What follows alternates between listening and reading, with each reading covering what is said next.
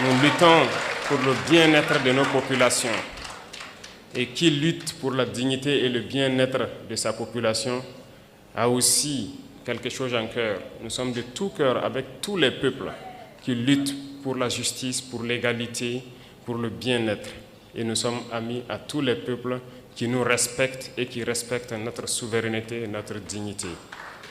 Et merci à vous d'accompagner donc ce combat que nous menons. Il est très difficile de mener ce type de combat. Et je sais que vous le savez mieux que moi. Voir l'Afrique se réveiller, c'est un cauchemar pour certains. Mais pourtant, l'Afrique est en train de se réveiller et l'Afrique va se réveiller.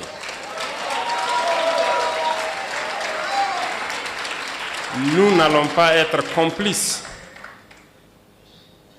de leurs souhaits. Celui de voir l'Afrique être la réalité de ce qu'eux, ils ont pensé et dit de l'Afrique, notamment une terre d'esclaves, une terre maudite. Nous n'allons pas être complices et les accompagner pour que ce qu'ils pensent soit une vérité. Nous leur dirons que l'Afrique est un continent d'espoir, est un continent combatif et l'Afrique est un continent d'avenir. Et nous allons nous battre pour cela.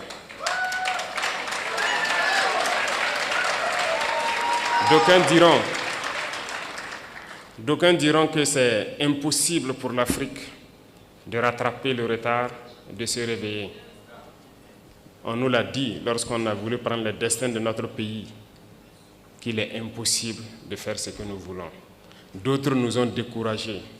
Ils ont toujours pris des exemples de héros africains qu'ils ont tués pour nous dire que ces héros ont essayé, mais ils n'ont pas pu.